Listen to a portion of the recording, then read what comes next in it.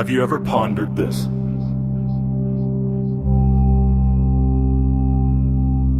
We can connect across oceans from our own beds, yet we are facing a literal loneliness epidemic.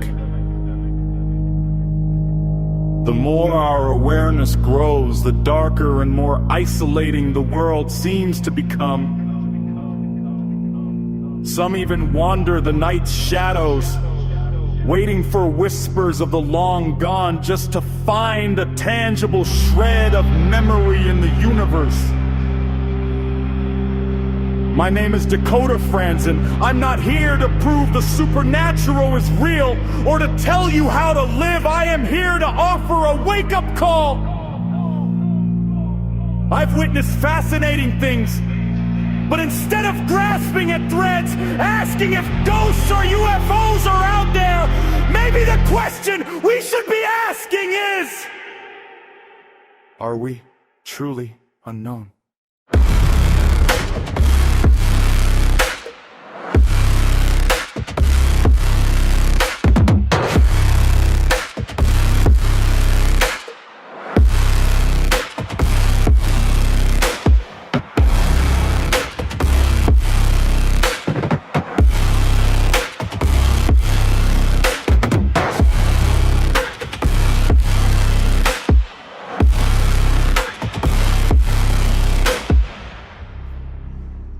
What is up, ladies and gentlemen? My name is Dakota Frandsen. Good morning, good afternoon, good evening, good night, whatever time this show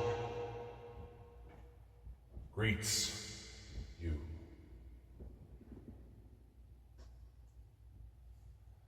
Officially 8 episodes in. Now I'm also going to confess real quick that the show hasn't even officially aired its first episode by the time I'm recording this.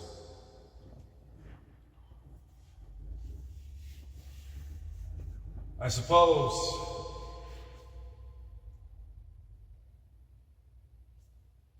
in retrospect, when I started putting this together,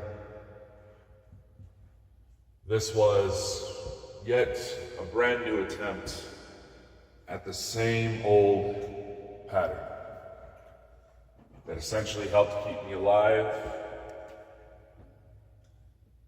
for 16 years. See, for me, ladies and gentlemen, April 22nd is actually a bit of an anniversary. And for those of you who wondered, no, I didn't step away from ghost hunting. No, I didn't step away from looking at Bigfoot or UFOs. I still do those things. Why? Because, well, sometimes you just get that one little weird incident that truly challenges the mind.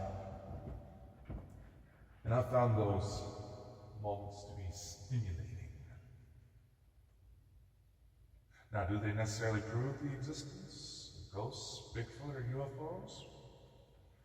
99.9% of the time, no. When you really look at it, no, they don't. Now, if you're someone like me, when it comes to Bigfoot or the Loch Ness Monster, both have been cryptids I've actually gone after myself. I have found things that are a little bit more credible to the mainstream science initiatives. For Sasquatch, I'll tell this story another day, or perhaps later on in this episode. For Sasquatch, I was able to collect a foot casting from an area I was checking out. An area I had a personal encounter years prior while I was still in middle school.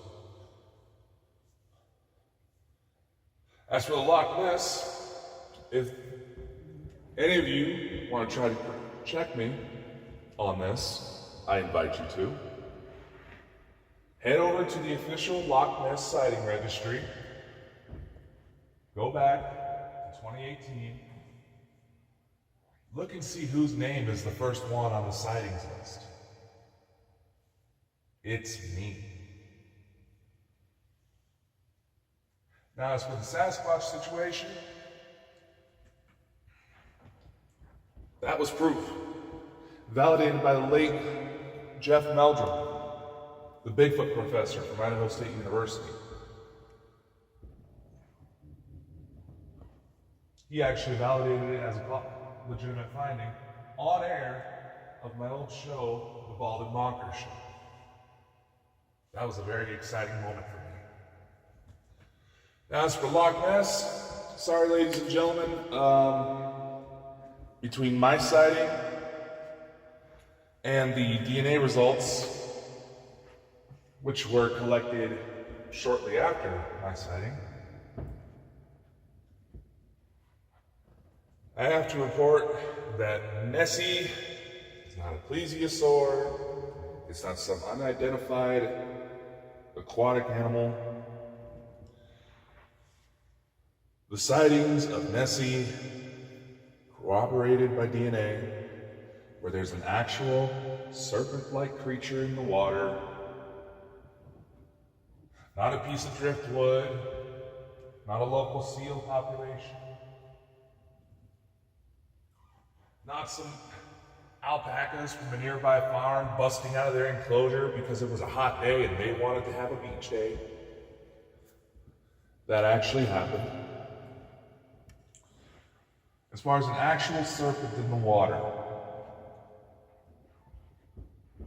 Nessie is and has been a family. There's likely a breeding population there of giant 30 to 40 foot long eels. Before anybody goes to say eels don't get that big, yeah, they can.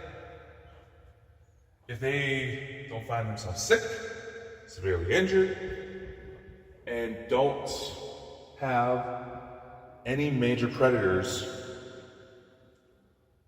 within their particular region they live, that particular species of eel can grow pretty massive. And there's not exactly a lot of predators snacking on eels in Scotland.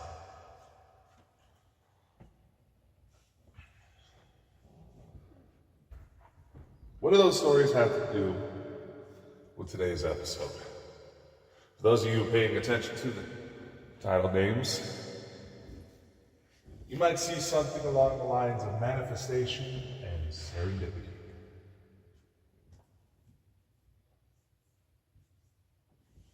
Because you see, between the anniversary of my very first ghost hunt, the time I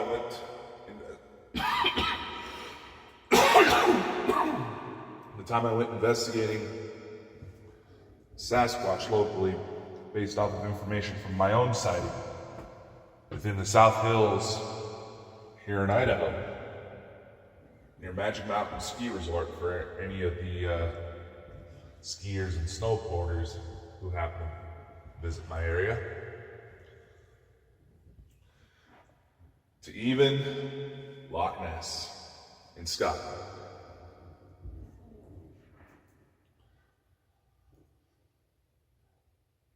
Some could argue that the law of manifestation applied itself in these situations. And what do I mean? What is the law of manifestation, right? Where essentially is this idea, you see it in a lot of New Age circles, spiritual circles. A lot of the same concepts are used in meditation practices for even contacting extraterrestrials or spirits. And, needless to say, if done right, there can be physiological, and environmental changes that indicate something was going down.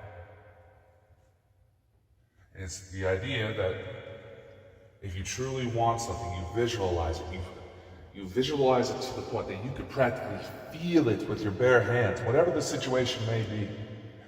You visualize it, you constantly reaffirm it, saying that this is happening, this is what's going to happen. Eventually, the universe decides to help you out. The universe, God, whatever belief system you follow, whatever labels you want to choose, it's all essentially the same thing. Now, within 16 years of being involved with the paranormal, I still am. The notion of the death of the specialist was more so tearing off the mask of some stoic superhero and just embracing who I am. Now, unfortunately, who I am happens to involve some freaky shit. But in my time involved with anything of the supernatural, especially within dealing with New Age and UFO circles. Some of you may be familiar with the concept of CE5 protocols. For those of you who don't know what that is, very quickly, I'm going to say that CE5 protocols is a process of meditations and sound recordings put together by Dr. Stephen Greer in order to assist in the facilitation of contact, of human-based contact with extraterrestrial civilization. Basically, you follow this process, you might just get lucky and see UFOs coming down. It focuses a lot on manifestation, visualization, projection. Now, in my circles, there's a lot of controversy over the CE5 protocols because some speculate that the initial concept behind them isn't exactly from benevolent sources. In my experience, I have not come across a negative situation, genuinely negative, where physical harm was done, aside from what is the brain's equivalent of muscle strain. In my experience, you don't necessarily need the CE5 protocols because those meditation practices have been a part of civilization and belief systems for thousands upon thousands of years. It's the same thing over and over, just maybe slightly different labels. That's it. One young lady who was a popular presenter in these circles, her name was Christina Gomez. We had her on the Bald and Bonker show a couple of times. She decided to share this one particular story of where she was on a travel group to India. And they met this guru type who said, you guys want to see something cool? They watch as this gentleman undergo a meditation state, and all of a sudden, bright light comes down from the sky. Now, Christina, I'll give her credit where credit's due. She doesn't necessarily give too much credence into the subjective side of things, knowing that it could easily be misinterpreted, turned into somewhat of a religious dogma, and completely derail the conversation about trying to figure out what the hell is actually going on with these things. But even she had to admit that when it came to certain aspects of these sorts of explorations, there is a spiritual concept behind it that is very difficult to ignore when you commit a substantial amount of time to the research, the experimentation. But using the framework of the CE5 protocols, there's a notion that often gets to be, how should we say, forgotten when it comes to laws of manifestation.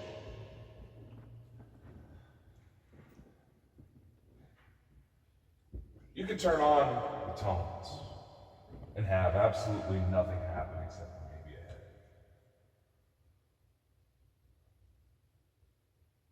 You could do the meditation practice yourself.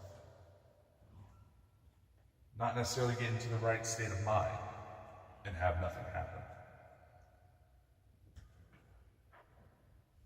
But when it comes to these sorts of processes and just life in general,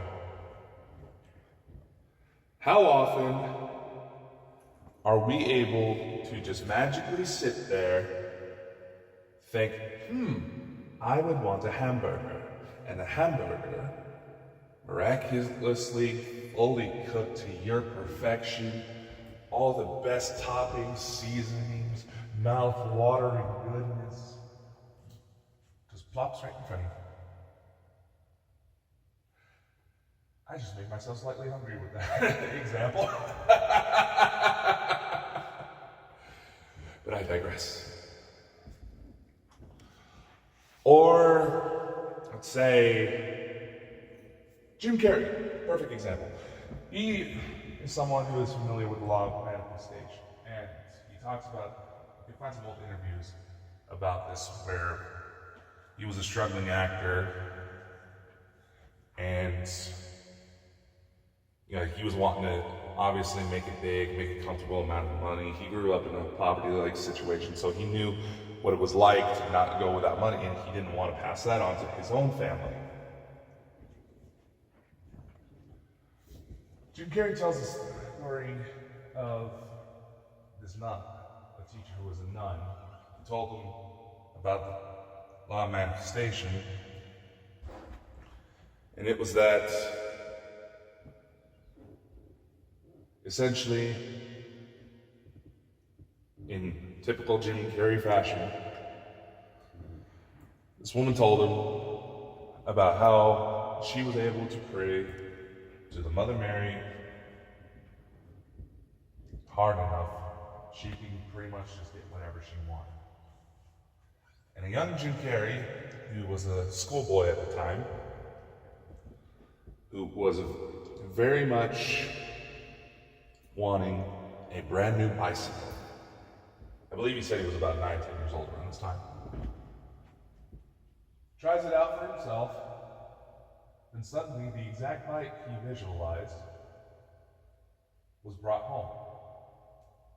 Suddenly, because he had apparently won it in a raffle that he never entered. Fast forward to his acting days, he took a similar concept. He took a blank check, wrote it to himself for $1 million, put it in his wallet, and kept it there. And over the years, it deteriorated. It went, it just aged, it just sat there in his wallet. Not laminated, nothing like that.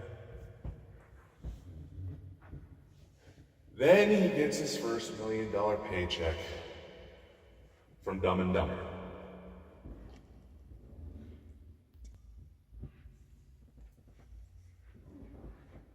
And the rest is history. Jim Carrey started to catch on, become the household name that we all know and love.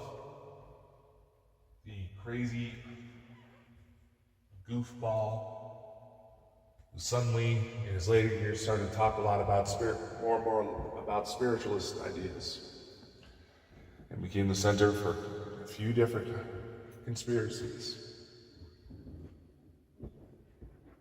I use examples from Jim Carrey and Robin Williams a lot because, for myself, growing up, I sort of would find myself mimicking some of their manners and their joking, not fully realizing the full scope of what was going on. And I figured, you know what? When I started to gain a little bit of notoriety, wouldn't it be cool to maybe get to work with my idols one day? To share the space, to feel the creative energy, to get the chance to do something with people that essentially molded how I started to handle and process things. Now, unfortunately, one of those examples is slightly off the table, but who knows what the future holds. Those of you who preach law of manifestation, like, well, Dakota, you can still make it happen. Here's the thing, going back to what I said. Is it just me, or do a lot of these people who preach laws of manifestation forget to mention the part where you can't just be sitting on your ass? Maybe for the initial meditation part, I'll admit. But as far as getting out there and making what you want happen, you gotta be willing to put in the work. Jim Carrey, he was doing auditions. As far as that bicycle, he found out later that the reason his name got put in that raffle was because a friend of his happened to see it, passed by, knew his friend wanted a bike, so he put it in his name. Figured, what the heck, we'll see what happens. It'll be cool if he got it, but if not, oh well. Sort of situation. Now, these concepts are often taught to make just about anything in life happen, whether it's a certain romantic relationship, whether it's business, whether it's getting a promotion at work, sorting through fertility issues because you're wanting to have kids, finding a better love life, a more meaningful love life. And hell, if you follow the work of Greg Braden, who talks a lot about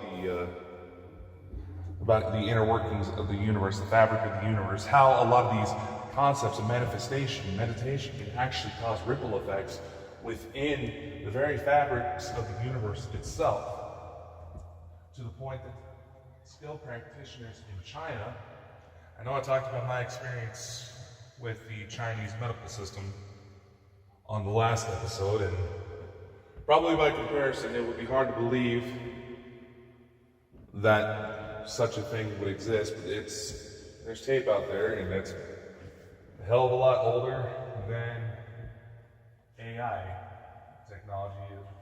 Decent AI video programs were around.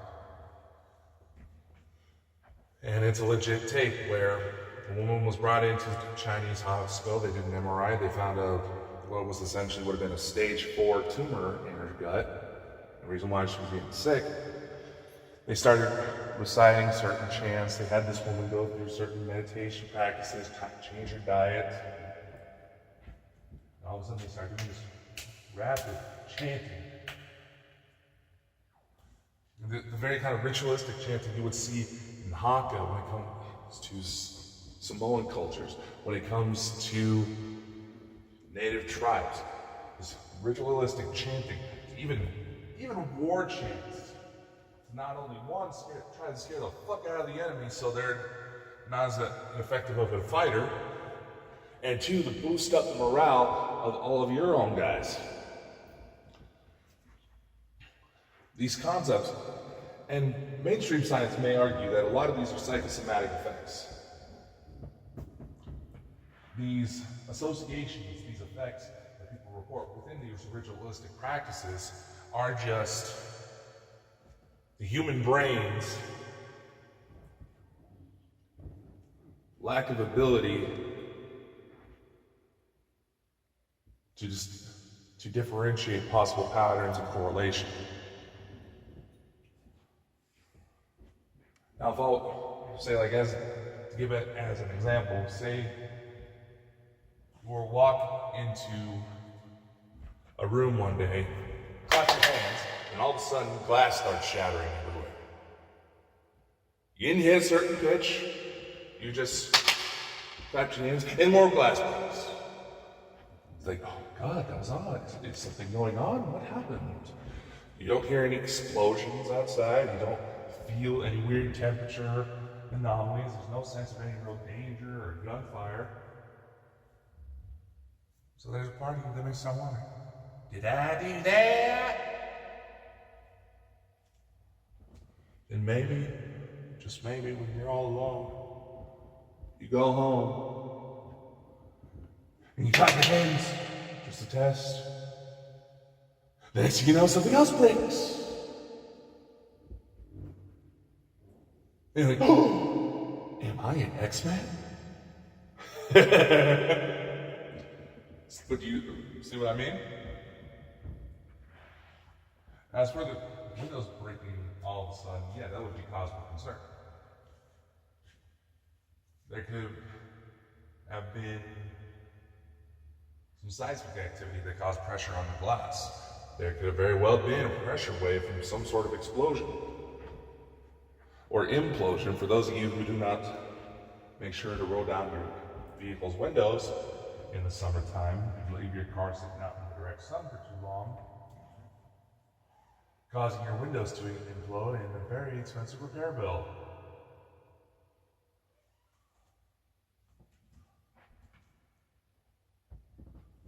As for why it kept happening whenever you clapped, hard to say. Did you accidentally set a timer? Or by some chance was the glass just that freaking fragile? The odds of that happening are small, so therefore your brain associates it with some sort of mystical meaning. We're pattern-seeking creatures. Because ultimately, seeking these patterns is what allowed for our evolution to prosper. Being able to see patterns helped us identify when there was a good chance there's a tiger in the bush getting ready to snack on us. It's why, if you perhaps grew up in a sort of hostile household, there's a lot of yelling, screaming. And then as you get older, you get out of that environment, you find yourself in a loving relationship. And your partner could do something completely small.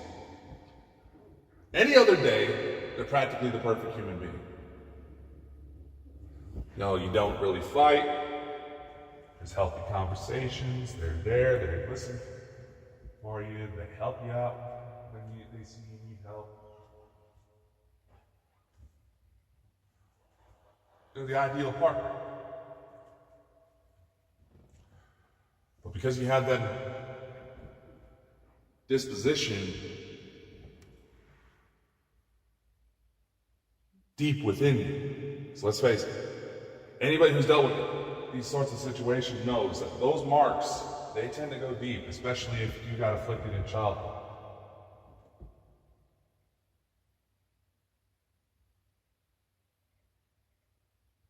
Say your partner goes one day, maybe they're working on something outside. You're having car issues and they're trying to figure out what's wrong. They're getting frustrated. They're like, ah, you son of a bitch! Then you hear, that son of a bitch!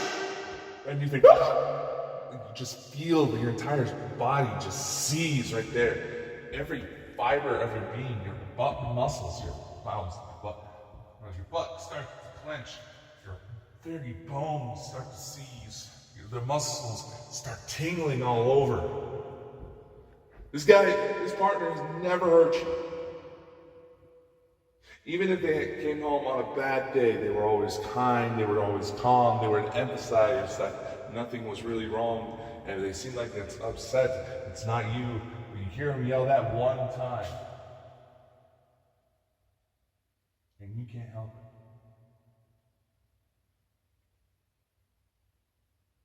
They say manifestation works both ways. You focus on a lot of good things coming into your life, good things will eventually come. You focus on a lot of negative, the negative things will come. Whether it is cognitive priming, that the mindsets you put yourself into makes it to where you're more likely to scan for certain things, or maybe it's a spiritual concept and the fabrics of the universe are bending and molding through time and space to actually bring these things to you. And in my experience, there could very well be entities out there capable of doing this, which is a completely different episode. So we're not going to go into that right now. For me, naturally, when my first ghost hunt came around, my late grandfather offered me his workplace. He had some legitimate activity going on for a while, was curious about it, so when his grandson started to show that he was actually serious about doing this, he offered up his workplace for one weekend. My mother was scheduled for a hysterectomy, so as she went into surgery and we stayed out at Grandma and Grandpa's for the weekend so she could recover, my grandma and I made that drive down there and we set my first ghost hunt. And obviously, you get involved in something like this, there's always going to be that little part of you that wonders, that would think, wouldn't it be cool if something happened? Wouldn't it be cool? Wouldn't it be cool?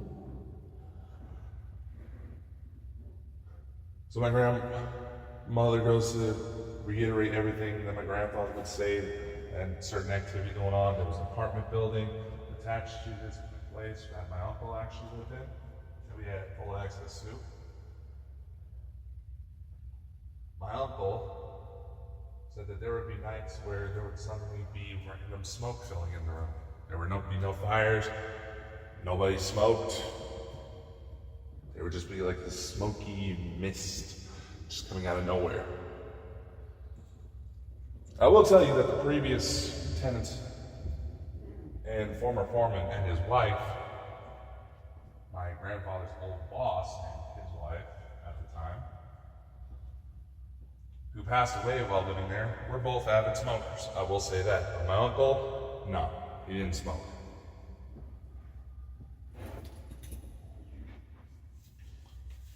There, in another part of the building, my grandfather would tell me stories where he would be sitting in his main office.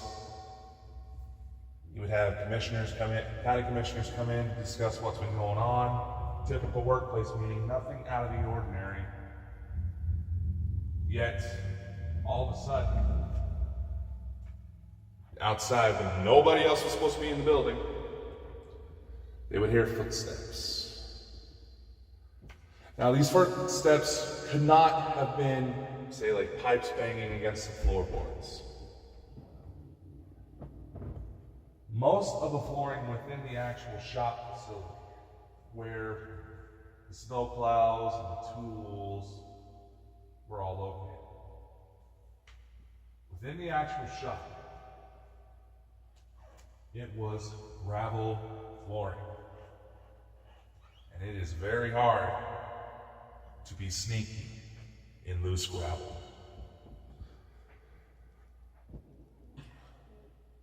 There would be times where people would be in the shop just going about their day, and all of a sudden, the massive shop doors would start shaking like somebody was trying to get in. They'd open up the door, no one was there. No sign of any kids fucking around. There was no wind, no nearby semis that may have passed by. But the old foreman, my grandfather's boss before he was the one who took over, he sometimes had a habit of forgetting his keys. And when that would happen, he would often go through the main shop doors, start rattling them to see if somebody had left the shop doors open, just so he could get in, because that wasn't just his workplace. His house was literally attached to it.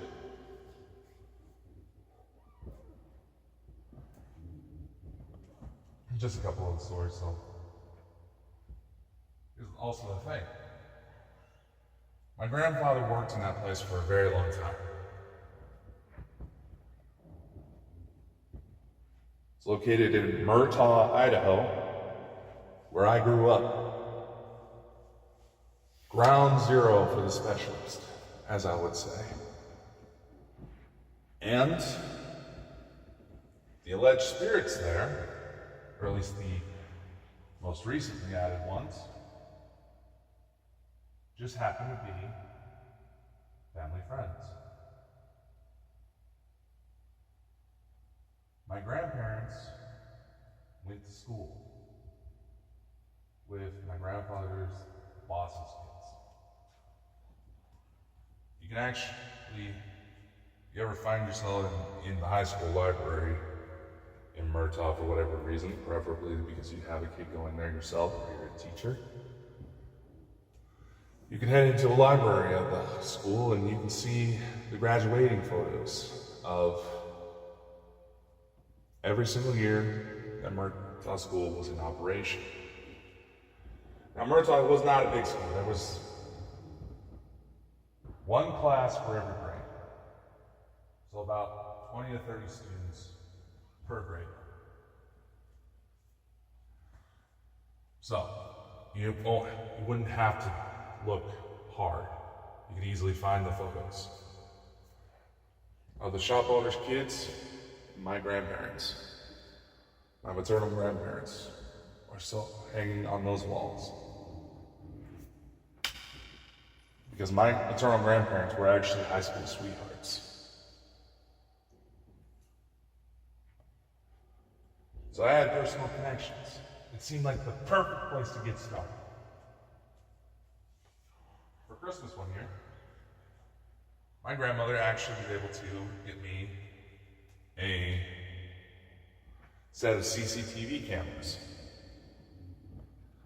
Full DVR, CCTV, night vision cameras. I had to hook up, man. I had to hook up. The IR lights weren't exactly the best on the cameras themselves, and I didn't have the means to get the illuminators to brighten up the image. But you work with what you got. And as I'm getting everything wired up, all of a sudden, I hear this voice behind me. I'm zoning out and I'm focusing. I feel this pressure behind me, and all of a sudden, I hear this older woman scream, "Get out." Very cliche haunting stuff, am I right? That gave me a freaking jolt. I ran out of there. I was looking around trying to figure out what was going on. I looked for my grandmother to see if she was trying to screw with me because she is that mental in the head. But nothing. So I grabbed out a little night vision camcorder I had. I set it up, propped it against a little box on top of a nearby refrigerator.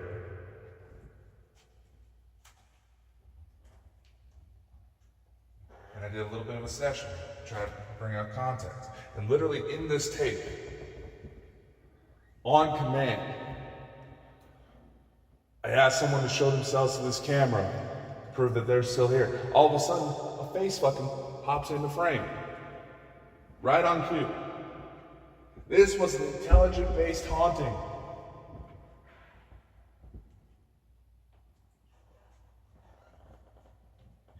For the Bigfoot investigation, I was a couple years older. Well, I should say a couple years before, we were in a middle school ski trip. On our way home, I was a bit of a loner kid, surprise, surprise. And I was just kind of watching the trees and the scenery and the mountains as we were driving home on the bus. And all of a sudden I see on the side of the wall of the mountain there was this cave. And I watch something massive, nearly as tall as the mouth of this cave. We didn't stop or anything for me to get a closer look. But it looked like this massive dude. And I realized as I'm watching, this dude was all covered in hair. And his face wasn't right.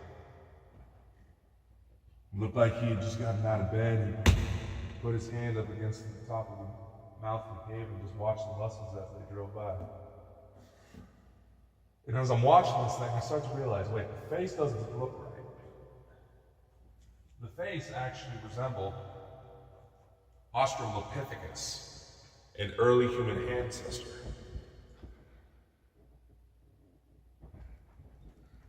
We drive to where the cave is out of view. I can't see the creature anymore.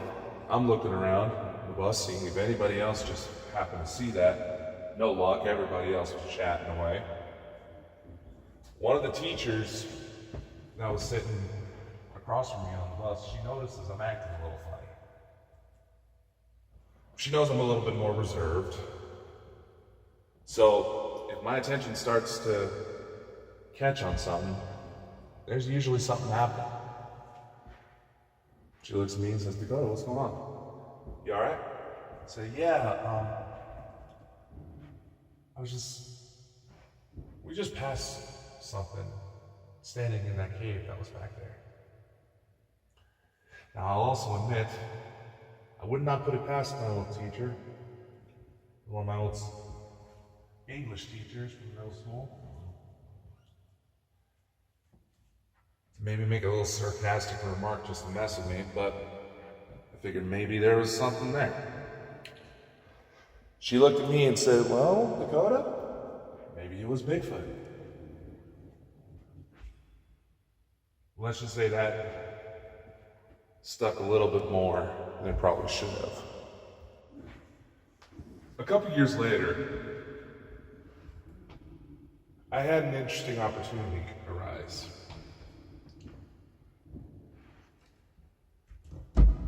As you can imagine, someone like me, I tend to get very curious when something tickles my fascination.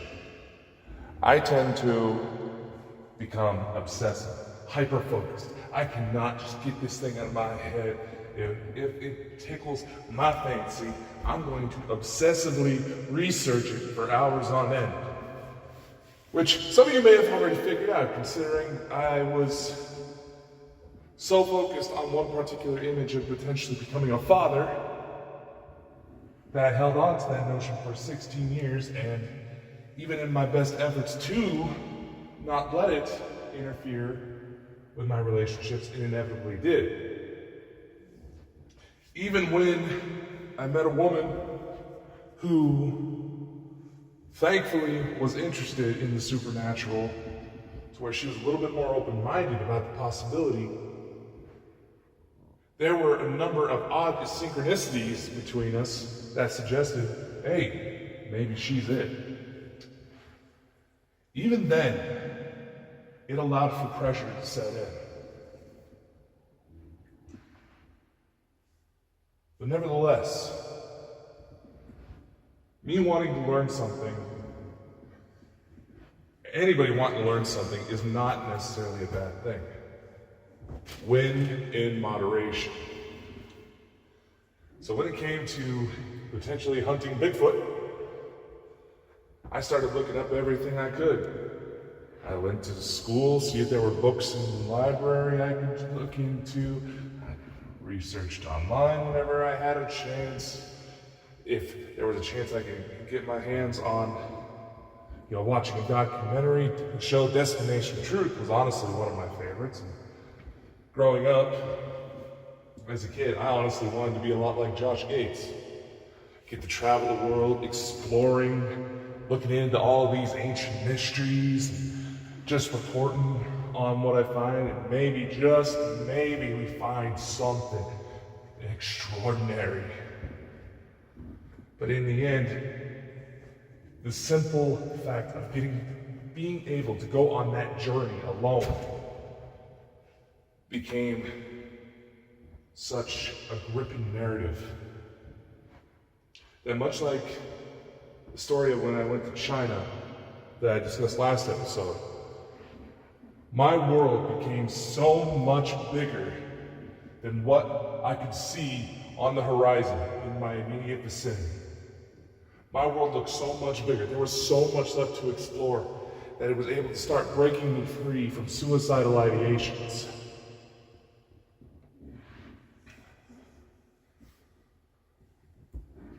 So getting the chance to explore, to hunt for Bigfoot, this first chance I got, Obviously, there was one problem. As many of you know, when I told the story of getting my own start within the paranormal, I often took advantage of the fact that I was often mistaken as being much older than I actually was.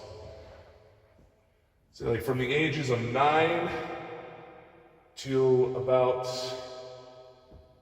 until about when I was 20, people assumed I was anywhere from my mid-20s to my early 40s. People thought I was my own mother's boyfriend, husband, brother. As far as the comparisons of saying I look like her brother, I had to let that go because I do have an uncle on my mom's side who I happen to look very much alike and happen to have a lot of similar mannerisms, and his kids even look like they could be mine.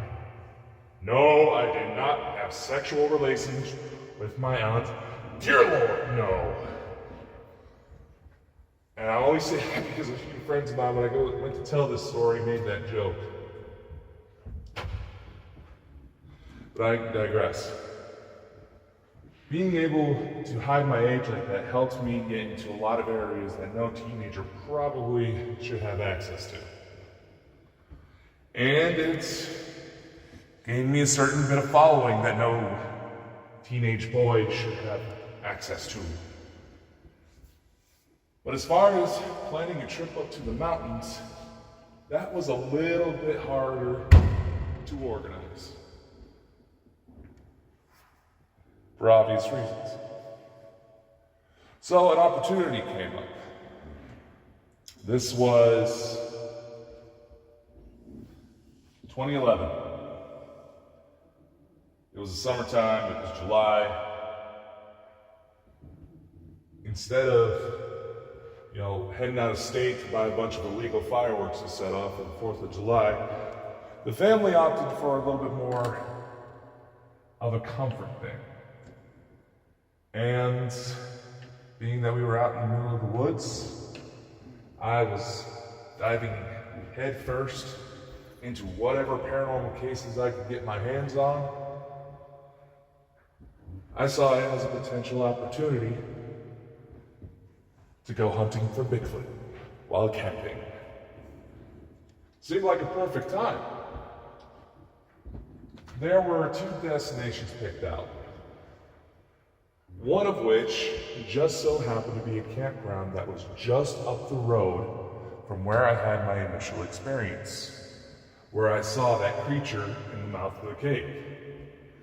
The other was a little bit further up north. I was helping out my grandfather at the time, who was unfortunately quite thin due to his chemotherapy treatments. And, I'm just going to say this. We ran into some car trouble trying to get to the first destination we picked. We ended up broken down on the side of the road, and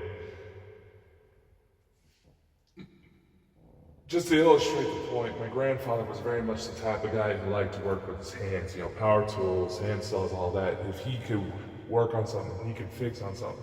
That is what that's what essentially fulfilled his sense of being, being able to step up and fix the problem, to get his hands to dirt. But because of how far his condition progressed, he wasn't really able to use his hands a lot, and it was hard. It was hard to see him like that, to see the one man I looked up to for most of my life, for all of my life at that time frame, just see his spirit broken. And it took some time to get off that mountain. Unfortunately, we had some of the family dogs with us, so we had to make sure they didn't overheat. Most of them were little dachshunds, but one, he was a big wiener. He was perfectly healthy. It was all muscle. The doctors made sure to check on him. There was nothing wrong with him. He just got buff. He was not a fat dog, that was all muscle. I was already 300 pounds at that time, and if that dog got hyperactive enough, he could pull me around. There was that guy, dog, his name was Mocha. And we also, my grandparents, they also had a Shih Tzu called Lahui. And, well, my grandmother would eventually end up getting Lahui trained to where he enjoyed getting haircuts in the summertime, so he wasn't sweating. Well, dogs don't really sweat, but he wasn't essentially being cooked underneath his long fur. The dogs made it through. We managed to get them taken care of. Family came up, helped us out, got us off the mountain. We went back to my grandparents' place for a while. My grandfather, he was so upset about the fact that he needed help from other people that he wanted to just give up on the trip right there.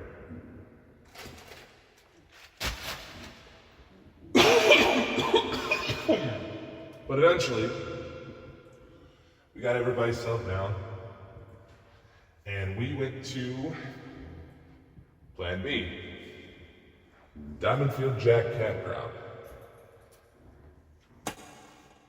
The very same campground where about 3 nights in to the trip, because it was a bit of a weekend thing, and we were all the kids were off for school, so it's not like we had really anywhere to go. But for that weekend, I had a bit of an encounter. Ground was a little bit hard. I had equipment. I had the best equipment I could get my hands on at the time. And when I say that, I mean I did not have access to some rich benefactor or cool uncle that was willing to fork over a bunch of money to give me all the fancy equipment that I wanted to get my hands on. So I had to improvise with, like I said, gifts from birthdays, Christmas, and whatever I could sponge through babysitting my younger relatives. Which I honestly hated doing, but my grandparents knew that I wanted to do some stuff and that would need money, so they used that to bargain. And, well, it worked most of the time. So, I had my night vision camcorder that I would use for my ghost hunts. I had a regular digital camera to take photos. I had plaster. I even had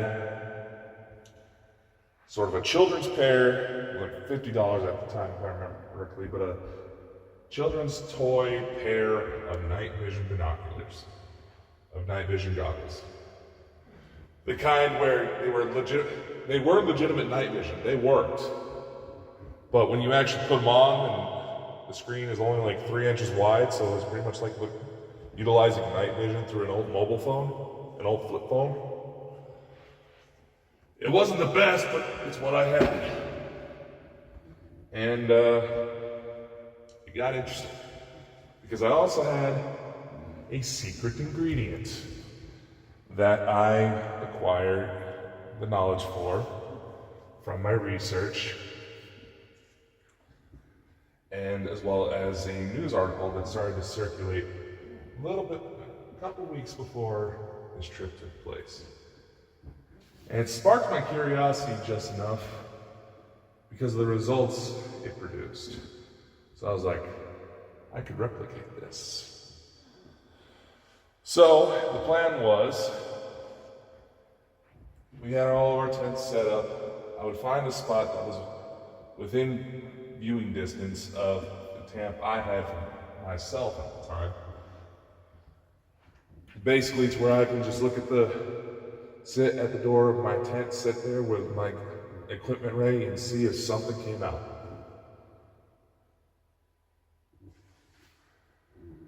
So one night, I had to do the prep work. And I realized the ground was a little bit too hard in order to collect a decent footprint if something were to come out and play. So, say about 40 to 50 feet from my tent, I found just regular tree stump. I took a shovel, took a rake, and basically I loosened up as much of the ground as I possibly could and flattened it back out in hopes that it could create a depression in the ground if something massive enough, like a potentially 8-foot tall humanoid, it would leave the impression in the ground. I would be able to use plaster to collect the sample, then go from there. It started to get dark out. I set up the stump. I had the tools on me. I was getting the area prepped for my little experiment. And all of a sudden, through the corner of my eye towards the fire that we had at the campground set up, I noticed something poking out from behind a tree, partially blocking the fire, and it casts a shadow. And I'm just like, what the hell? My initial thought was that I was being interrupted by one of my younger cousins, or my sister, that happened to be on that trip as well. It looked to be about the same size, but then I realized, whatever this was, it was too dark. The creature itself, it was too dark. Covered in fur, and had a face that looked like Australopithecus. Almost a little bit like Australopithecus, but also a little bit like a chimpanzee. It was a baby Bigfoot. And it was, I didn't sense any danger at the time. I realized that I was being watched by something, and I could physically see the light of the area reflecting in its eyes. This thing was alive, and it was curious. Now, mind you, like I said, and it is no exaggeration, but by the time I was in high school, I was already 6'5", over 300 pounds. Yeah, I shaved my head, but that was mostly because I started balding pretty early. But I didn't have any facial hair. Other than that, I pretty much look the same as I do right now. So I'm about 2 inches taller. So maybe this thing thought I was a very sick member of its species, like a Bigfoot with alopecia, for lack of a better word. And it just got curious. I had the tool in my hand, and when it started to fully register what I was seeing, I got so excited. I jumped, I switched, flipped over, and I spooked the poor thing, and it darted off into the woods. And there was no way I was going to be able to follow that thing, because again, its fur was completely dark. It was dark outside. It was blending in perfectly.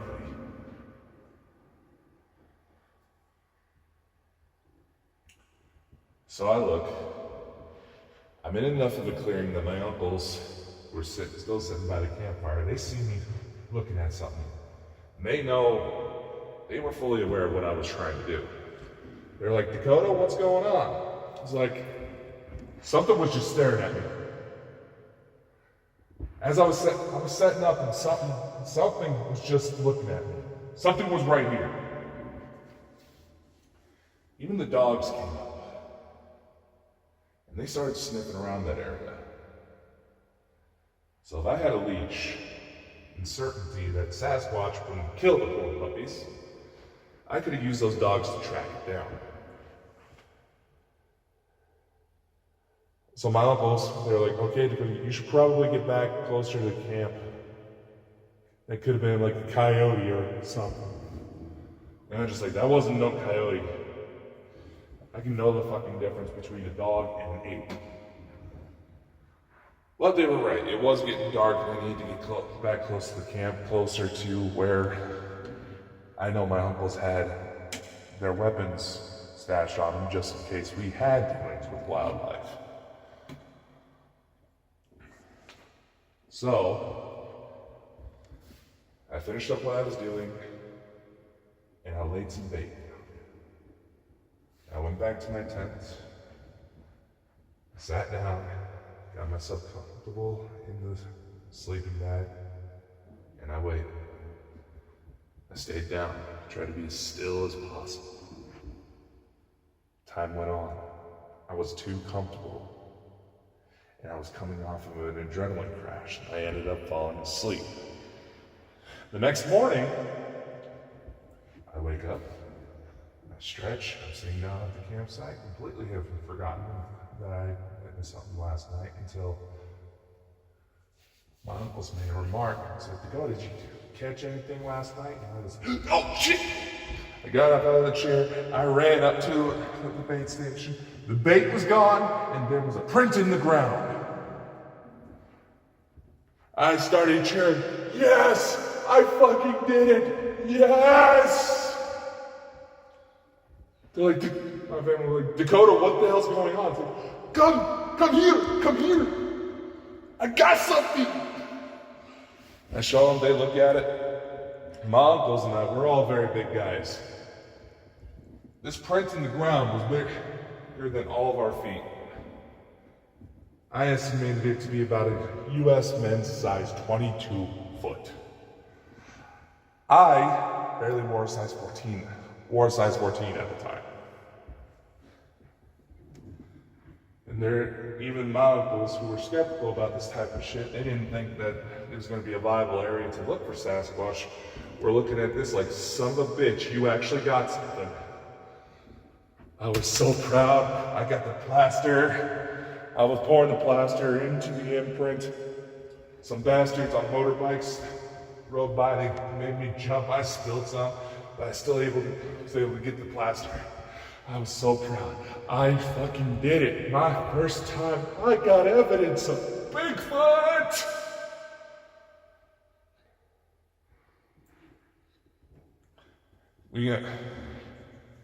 My uncle's helping me preserve the foot, keep it safe so I can get it home. I started snapping photos.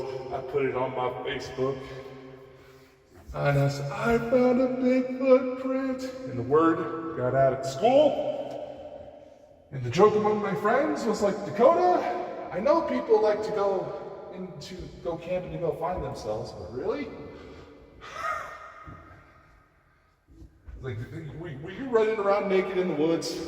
And anytime there was a local Bigfoot sighting, they would just go, Dakota! Were you camping again? They didn't shake me. I went along with the jokes. I did it. Fast forward a few years later, on the Bob and Bonkers show, I reached out to Dr. Jeff Melding to have him as a guest for an interview to discuss Bigfoot. Now see,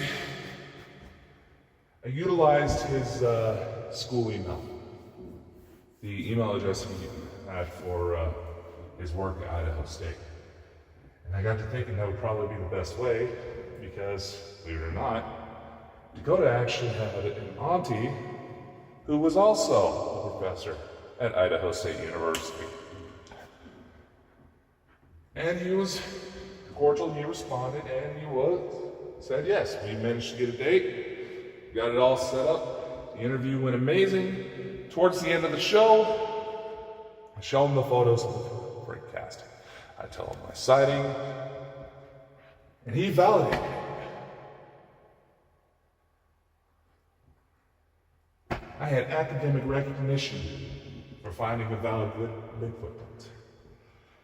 Fast forward to 2018 when I was taking a trip to Ireland and Scotland.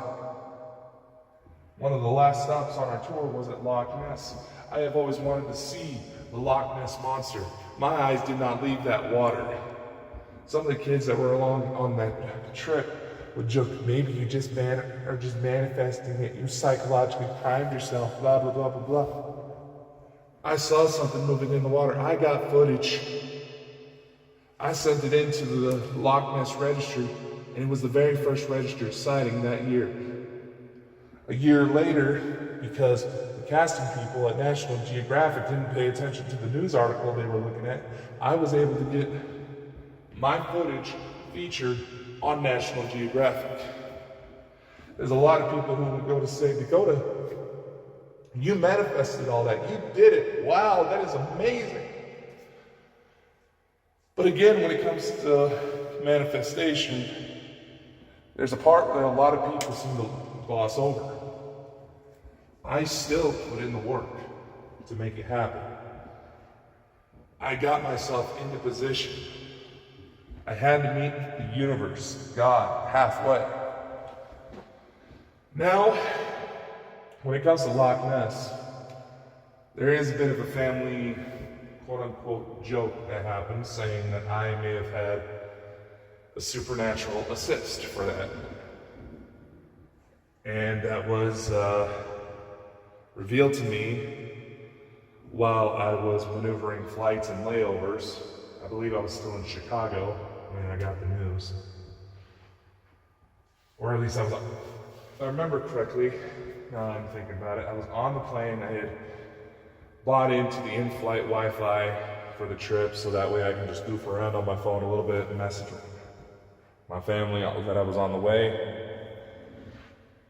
And while I was on the plane, we were coming into Chicago O'Hare. My mother tells me that my great-grandmother had passed away while I was gone. And to make a long story short, by the time I got home and was able to find like the obituary, start talking with some family members and figure out what happened, and as well as did the mental math of when she passed, unless I got the math wrong, she would have passed away a couple hours before I had my Loch Ness sighting. Whether or not I had a supernatural assist at the time, that is up for debate. I wasn't really looking for ghosts, even though we did pass Aleister Crowley's house on the way out, and I could see a hooded figure from the inside of it while we were in the tour bus, watching us as we passed by, like it knew I could see it. So, that's a story for another time. Because yes, Dakota Frandsen, the formerly known as Specialist of the Strange, has had dealings with Aleister Crowley. And trust me, it gets interesting. But again, that's a story for another time. I guess what I'm trying to say is, ladies and gentlemen, in these days where it is beyond reasonable doubt that miraculous things are taking place, that there may be something to the laws of manifestation, and like I said, there are actual environmental factors that play into it. You still have to put in the work. And maybe, just maybe, you'll find moments of serendipity. Happy little accidents, as Bob Ross would say, where things just seem to line up just right for something completely amazing to happen. And part of the reason why I say that, or brought that to mind, was something that my mother and my grandmother kept repeating in regards to a current relationship situation I have on my hands. Basically, their way of Basically, it was my grandmother's way of revealing a saying that she would always repeat when it came to life struggles, and when I started getting like TV interviews that didn't go through and stuff like that. She would always say this: if it's meant to be, it'll be. Otherwise, it's serendipity. Something along those lines. Little did I realize, my grandmother was absolutely a fan of the movie Serendipity with Kate Beckinsale and John Cusack, and I really need to sit down and actually watch it. And that's where she got that line. Because like I said, I know for those of you who have heard the last few episodes probably heard me start crying about her, but my lady, the one I call my starlight angel, was a serendipitous union. I was not expecting her. I was not expecting to have fallen in love with her as hard as I have, to where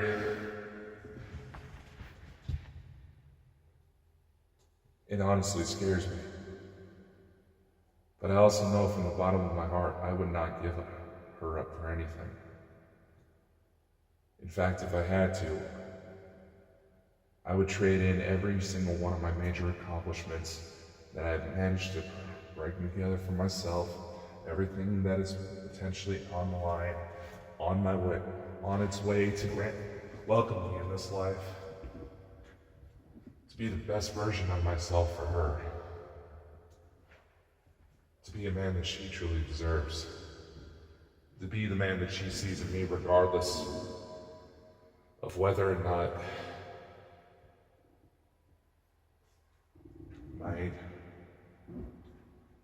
I get my wish, my one selfish wish in this regard, to be her husband.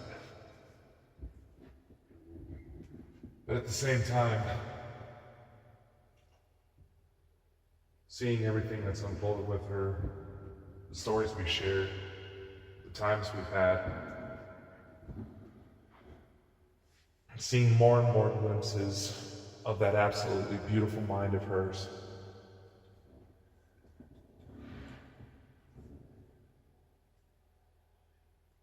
even if I'm not the one to help make it happen, I do hope that she finds the happiness and love that she truly deserves, and the one day she never has to doubt her worth in this life.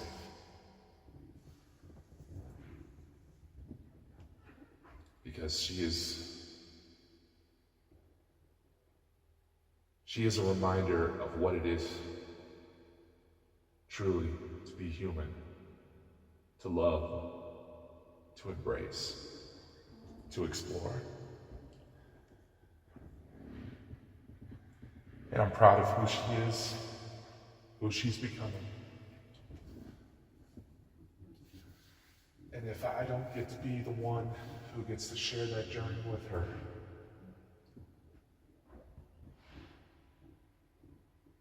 I hope she finds what it is she truly deserves. I hope she finds peace, certainty, and love like she has never known. I want her to be happy. I want her to thrive. I want her to have opportunities to share that inner light, or inner fire that I fell in love with. To let it burn away the plastic that has fulfilled this world so true beauty can fulfill itself. And ladies and gentlemen, regardless of whether or not we get the privilege to meet each other, whether or not maybe we have met each other and we just don't get on for whatever reason, I hope you find the same for yourselves. And if you believe in the law of manifestation, if it's worked out for you, fantastic. But don't let yourself just sit around and wait for the stars to fall, like I've said. Stars fall all the time, and the thing is, they often burn up before they hit the ground, and if they hit the ground, and they're large enough, it causes more harm than good.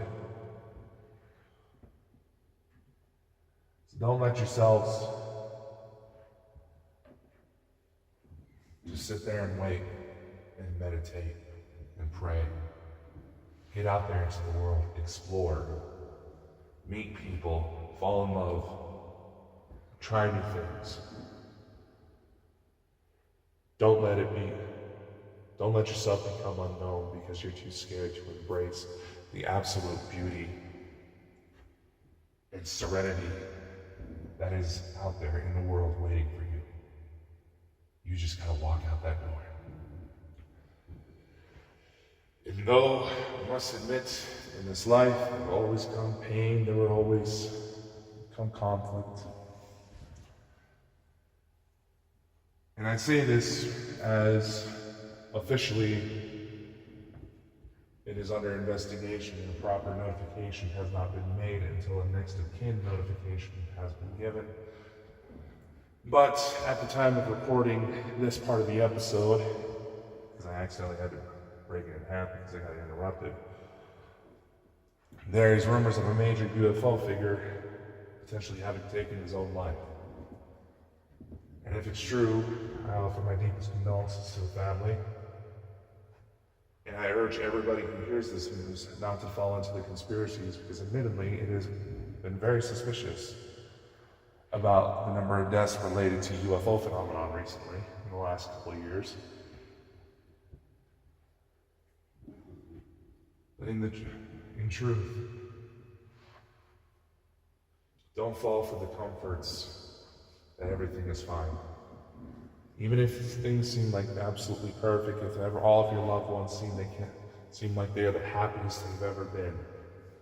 Remember figures like Robin Williams. Everybody thought they knew him, everybody thought they loved him. They genuinely did love him and his work, but they didn't realize the scars underneath that were growing over time.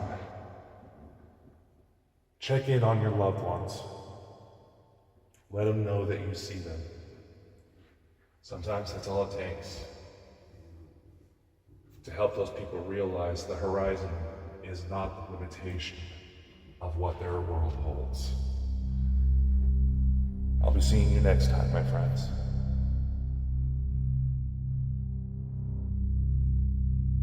We broadcast our thoughts into the ether, hoping someone, somewhere, is listening.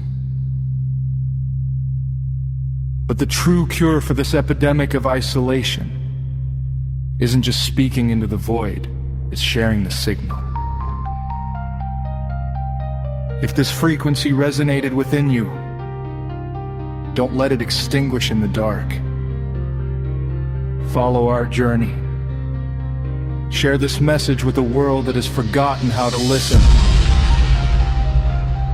I am Dakota Frandsen. And if you're ready to dig deeper into the echoes we leave behind, visit baldandbonkers.net. That is baldandbonkers.net. But this before we vanish back into the static, we must leave our mark. Until next time, keep asking, are we truly unknown?